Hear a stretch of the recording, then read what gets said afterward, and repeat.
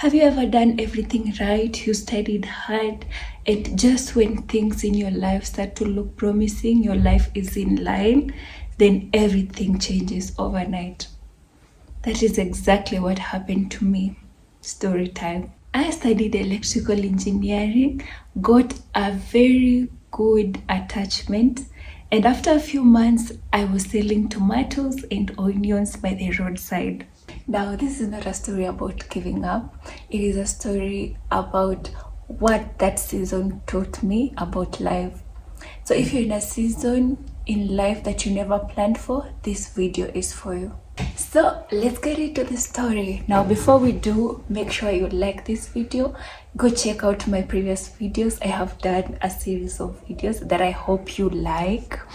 So, about today's story, we'll start way back in 2018. I was 18 years old, fresh out of high school. I just turned 18, guys. So I remember it was July, yes, that I got enrolled into college. I went with my mom. Shout out to my mom, she was always present. I remember that day she took me, I don't know, by the way, I don't know what it was. Maybe it was just the mother instincts, but she made sure she went with me to deposit the school fees and to school to enroll. She was present. Mind you, I was 18 years old. But anyway, let's get into the story. So I'm now in college doing electrical engineering, and I know you're asking where the love for electrical engineering came from. I don't know, but let me give you a backstory. So I am a fifth born of 6. We have one boy in the family and he's the second born. So by the time I'm in high school, he's already done with university and he's moved out of the home. Okay, so now we're there, all girls family. Dad is busy working, mom is also working. So I don't know why, but I was really a handy kid growing up. I used to fix a lot of stuff, not particularly related to electrical engineering, but I used to do a lot of stuff that were termed boy stuff. So let me give you a few examples. The light bulbs, they have an issue. I will fix them. I fixed a sink in the kitchen.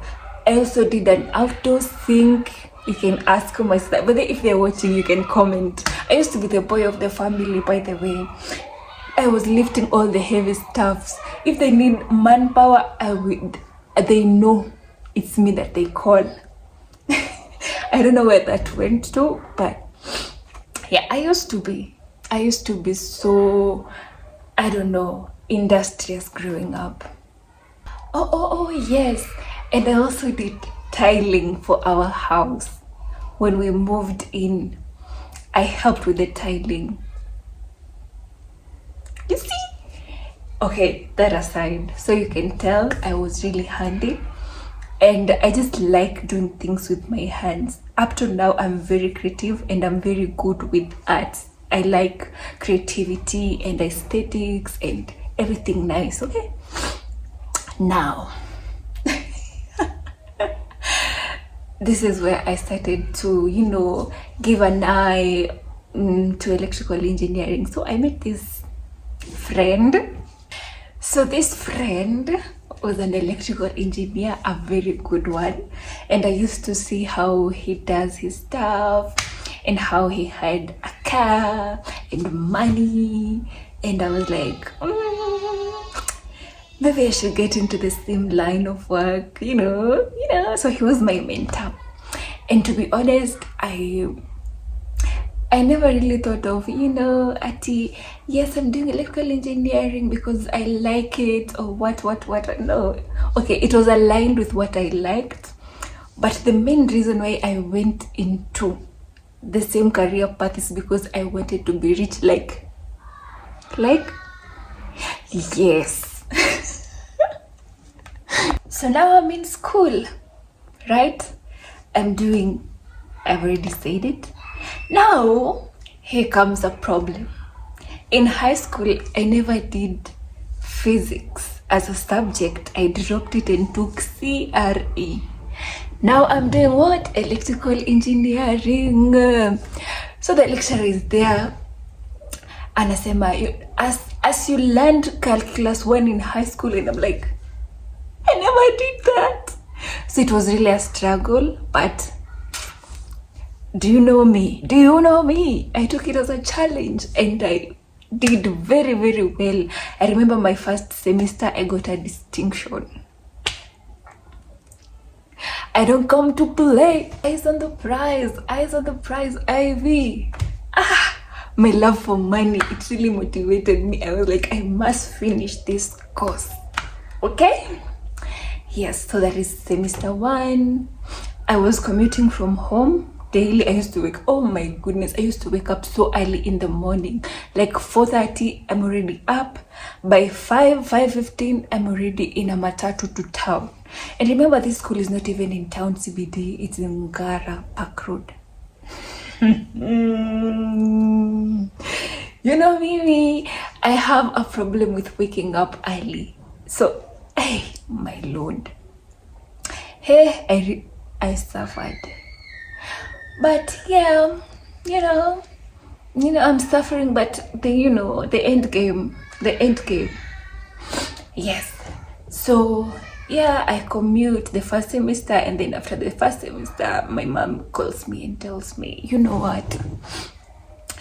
I think it would be better if you just looked for a house near the school and you just save the time you're using on the road, and it will be less tiresome. And I was like, yeah, you have a point. Now, guys, listen to this part. So this is now the part where I moved out from home. Yes, for my second semester, I moved out from home. Oh my goodness. Now, you see how life can change. Sorry about that. Just a few months, I was living at home with my parents, and now I'm living alone.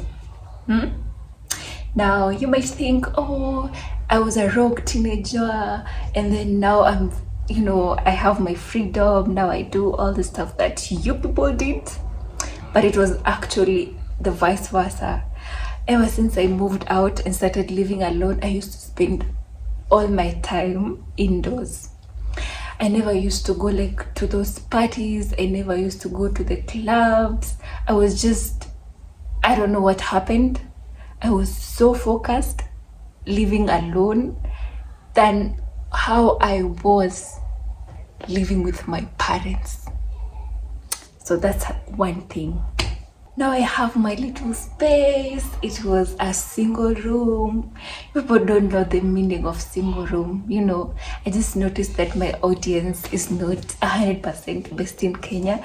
So I'll try to explain to you what a single room is. So a single room is a single room. Okay? You just have one room. You don't have any partitioning in that room. You have to go outside to relieve yourself. The washrooms are outside and you're sharing. There may be 2 to 3 washrooms in the bathroom per floor. And a floor has 7 houses or more, and you share with your neighbors, okay?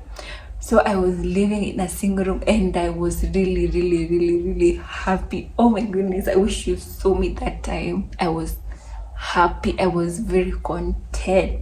Now, you guys wouldn't guess where I was living as a student.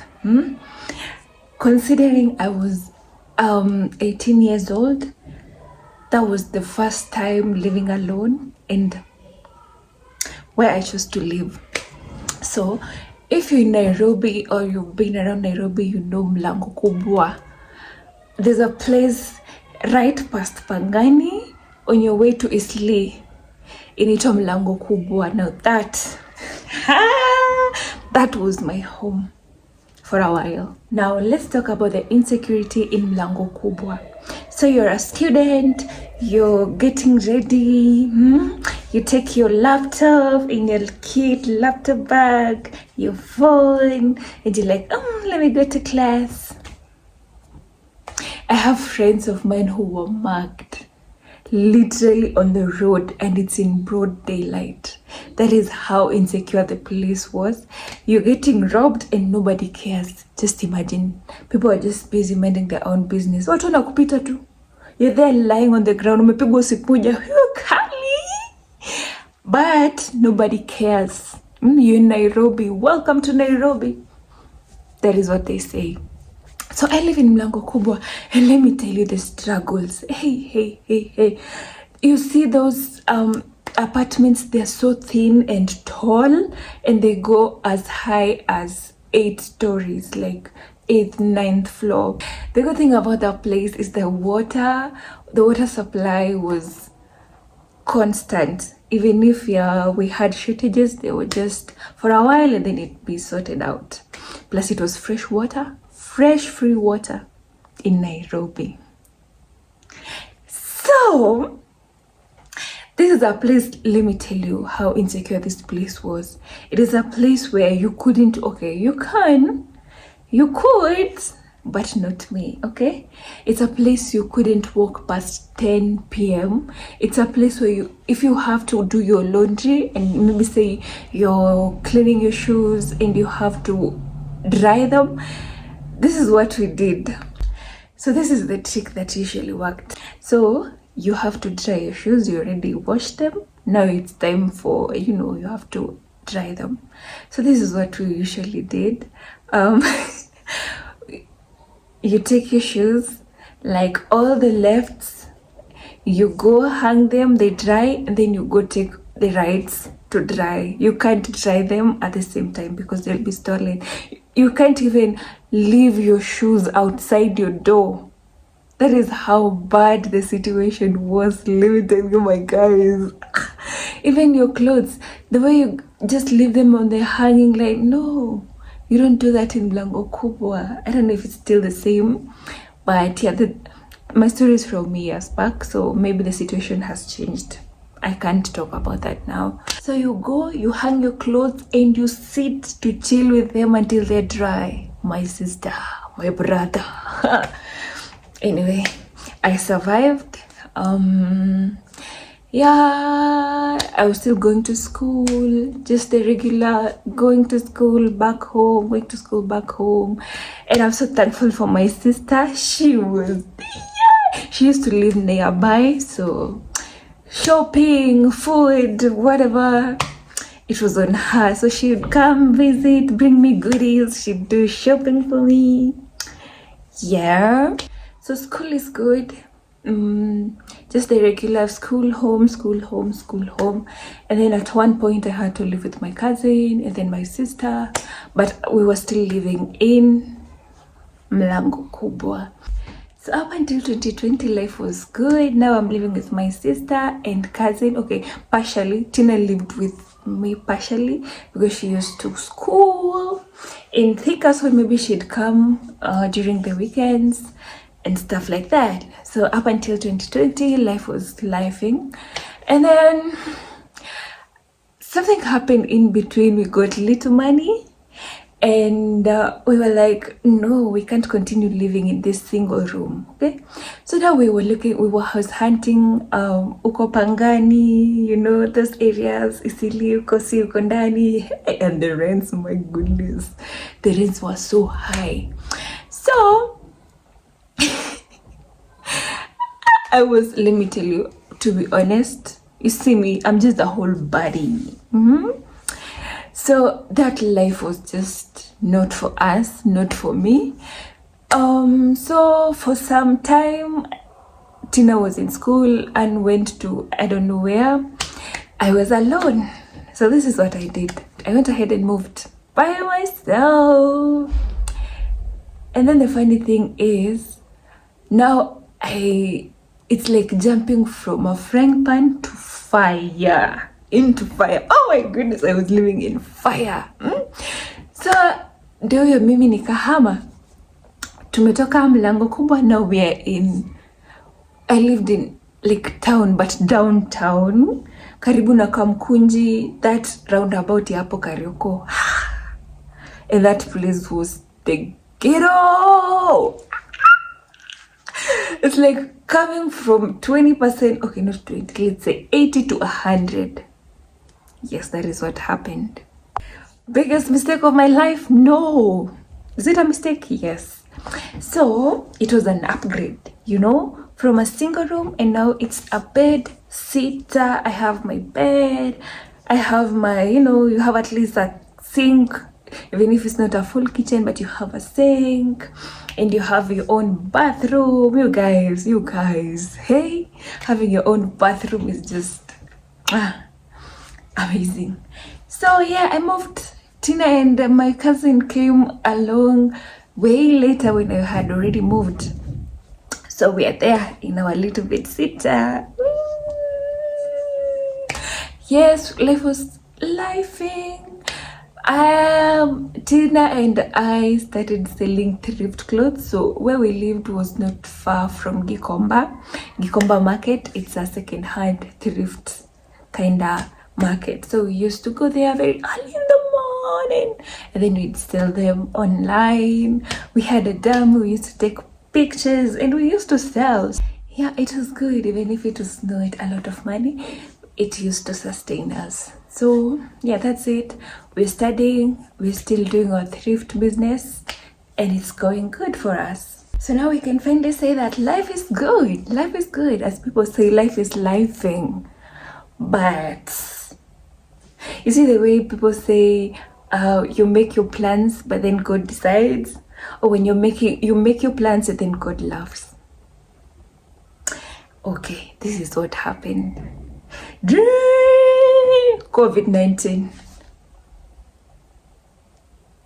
Yes, COVID-19, coronavirus hit. I remember in Kenya it hit real hard in like early 2020 when I was this close to finishing my certificate. COVID-19 hit. Coronavirus, it hit. You know, everything is being, the whole country is being shut down. Schools are closed indefinitely. We were told, you know what, go home. We'll tell you when to come back. It was like 2 weeks. 2 weeks. 2 weeks for me to sit for my final paper, not paper, but to start my final exams. And then, yeah, boom, we have Corona. So now we're going back home. And then there was like a 1 year lockdown. Things just changed. This is where my life completely changed. Yes, I came from here to here. Not even here. Here. You can't even see it. So just before lockdown, my mom decides, you know what? I'm going home. My dad was already up country, so my mom joined him. Akaenda ushago for 1 year straight, and then the country was locked down. Mwaka moja, that is the whole of 2020. So that sums up my whole 2020. It's just lockdown. There's just minimal movement. You know, the economy is going like this, downhill. People lost their jobs. And our life is just at a standstill. You're like, yo. Sasa we are all at home. Kila mtu ako hapo. Now everybody lost their jobs.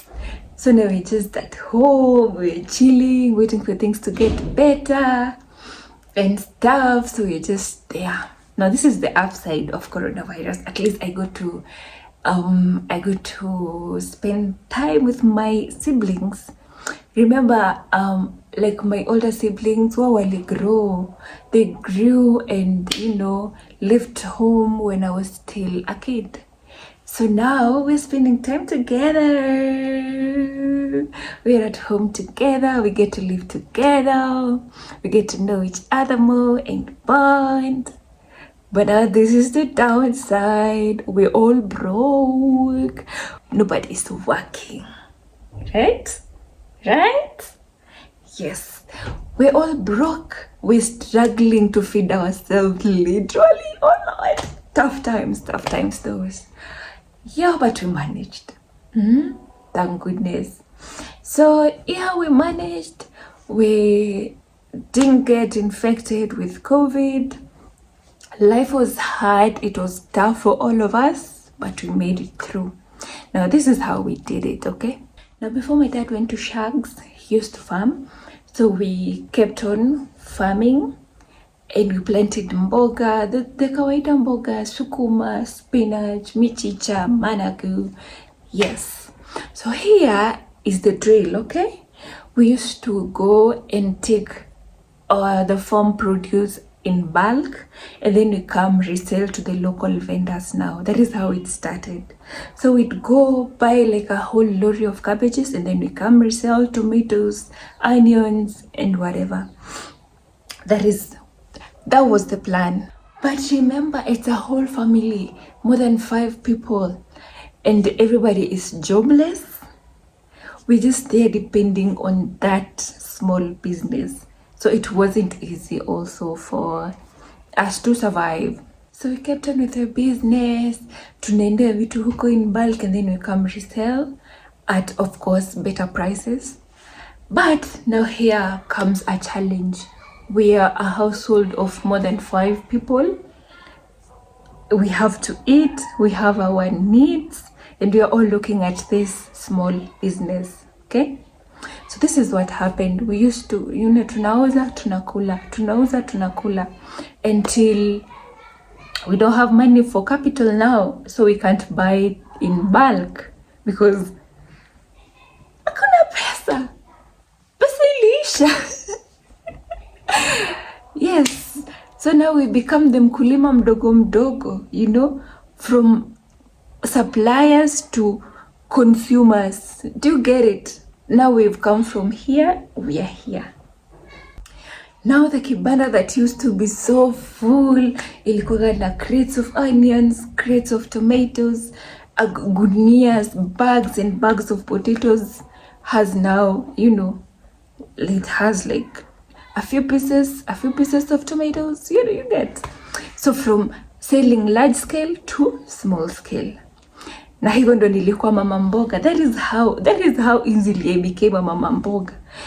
From supplying cabbages, and now I'm cutting them for people. They're coming, they're telling me, nikate ya 20 bob. Nakata skuma, from weighing in kilograms, and I'm now like the smallest vendor of all. I just joined them. If you can't beat them, you join them. Let me tell you guys, that job was so humbling. Oh my goodness. I've never been humbled the way I was. Remember, you're well educated. You went all the way to college. And then now you're back. You get. As a mama mboga, I used to be a mama mboga. You don't even get it. I am a mama mboga now. Niko hapo nakatia watu, nikate skuma 10, nakata mapakia. And those people knew exactly how to humble me. You get? I'm there, and then somebody comes, wanakwambia, peel for me matoke. You have to peel. Imagine matoke. Like, it was just humbling. It was a humbling experience. I can't deny, but I learned a lot from that season. I'm not a good storyteller. I'm leaving out so many details in the story, but that's it. The kawaida works of mama mboga. So unajua, you go to the farm, you take hizo mamboga, unazileta, mnazifunga, unaziosha tu kawaida. You go to the market and get hizo vitu, unakuja unazipanga kwa kibanda yako, unangoja business. That is what was happening. So that's basically it. Yeah, until now, the end of 2020 ikaisha. 2021 Feb is when now things started, going back to normal. The country is now opening its borders. There's activity here and there. So I went back to school. Remember, I had an exam I had to do. So I went back to school in 2021 Feb. I'm sitting for my exam. year, my final exam, let me call it final because I didn't get to continue with my education from there because everybody was jobless after Corona. So no school past that. But yes, I did my exam in 2021, I guess February. So after doing my exams, then I come back to, you know, the regular life, my now regular life. So I come back to being a mama mboga. I'm selling mbogas as I'm waiting for my results, which didn't take long, by the way. Yeah, so after that I got my results. From there, hey, another humbling experience. Now I'm looking for attachment, and let me tell you, it's way better trekking and tamarking looking for work than looking for an attachment. You at least work, you have hopes that you'll get paid, so you're like, yeah, maybe it's not in their budget or they're not hiring. But can you imagine, I'm trekking this much looking for an attachment. Attachment, guys, they're not paying me, it's me offering them free labor, and they don't want to.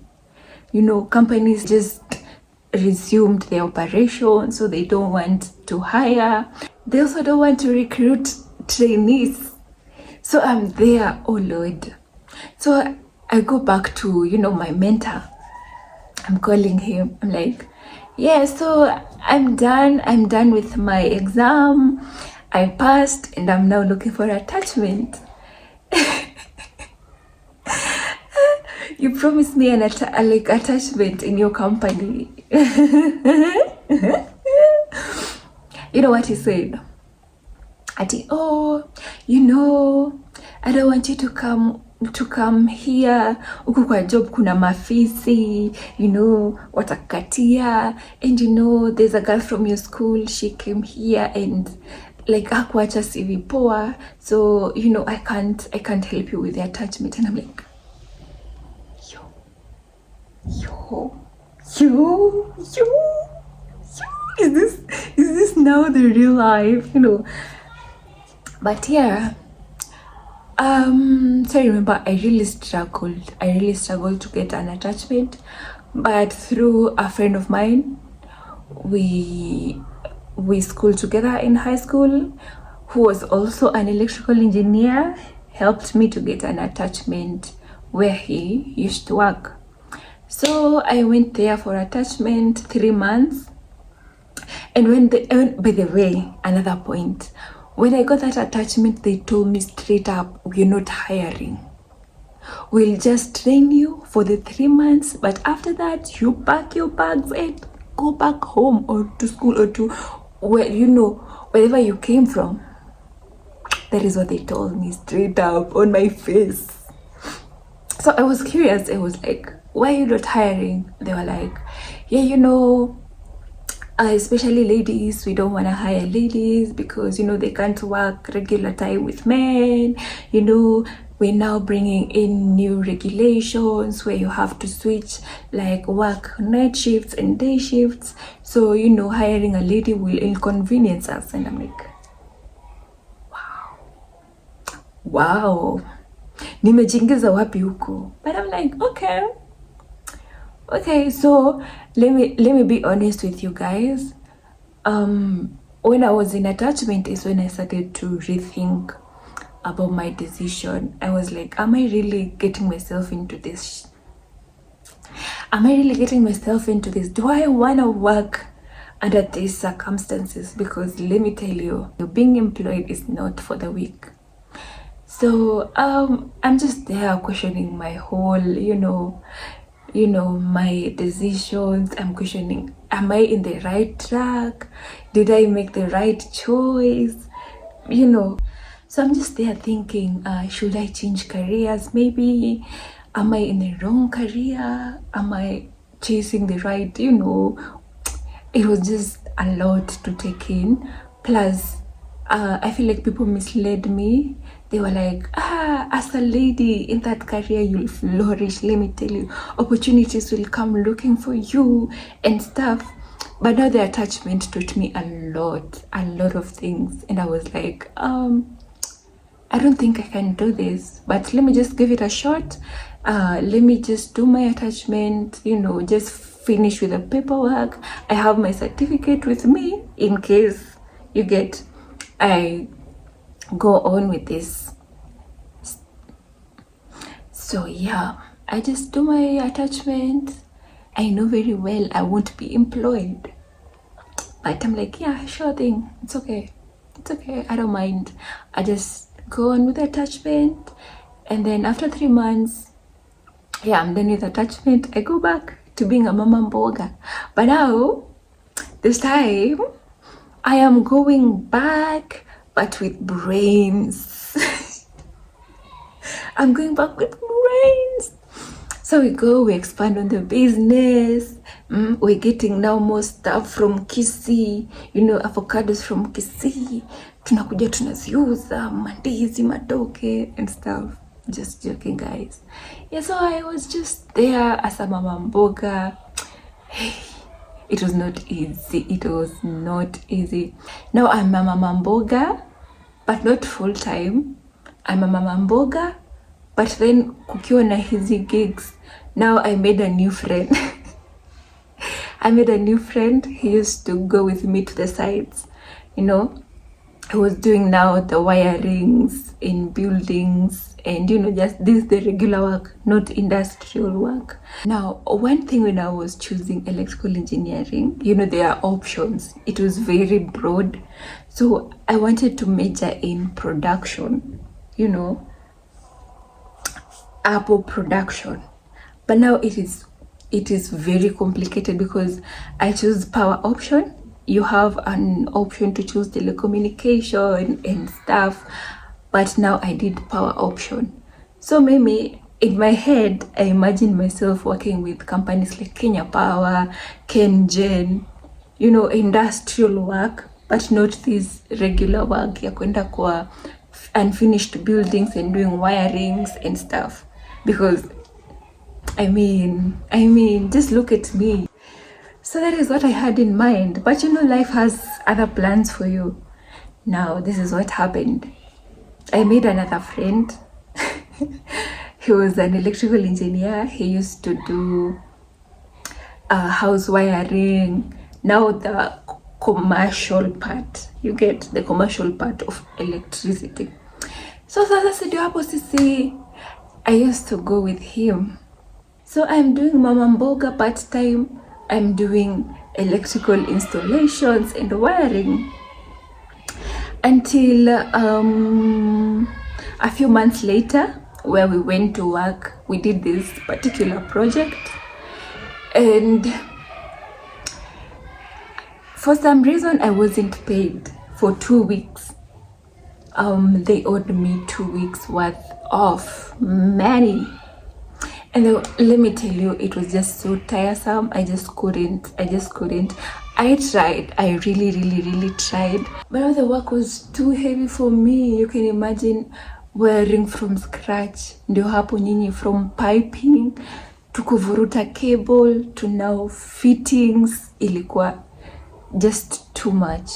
Hiyo ni mjengo, literally. You have to do the piping. Unachonga ukuta. I'm not even kidding you. I just received a notification. I am out of storage, so now I'll have to cut short the video. Story time. Onge haraka, okay? Let me make it fast. Long story short, I'm done with my attachment. I'm not employed. There's no work for me. Now, do we give up? We don't give up. We're resilient. Mama raised resilient girls. So I'm now looking for different opportunities. Remember, I tarmacked. I used to wake up very early in the morning. By 5, I'm outside the gate. You just hear rumors. Oh, this company is hiring. Remember, this is not even related to what I did in school. You hear, oh, they're looking for a cleaner. I'm there at 5 a.m. waiting.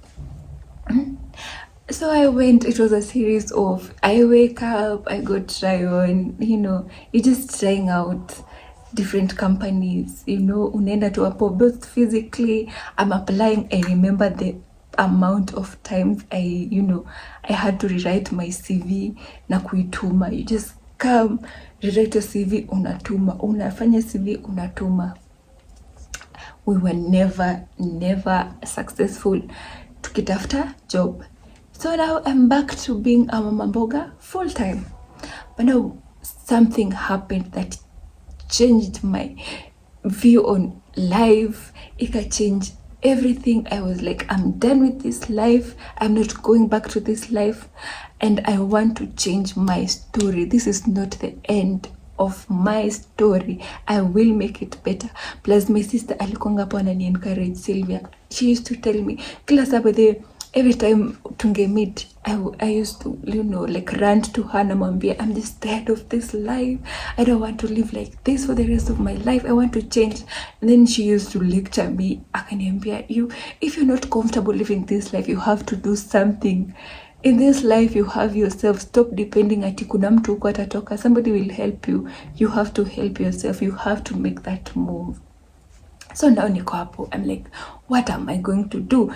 Najaribu hapa, I'm trying, I'm trying this, it's not working. I'm trying looking for, just any kind of work. I'm not getting it. I'm like, now what? You get, what next? Until one day I woke up and I said, enough is enough. I'm changing my story and I'm doing it now. Watch out for part 2 as I tell you how I packed my bags and moved to Mombasa without any plan, without any money. It's just me and my faith. So I'll be uploading a part 2. See you there.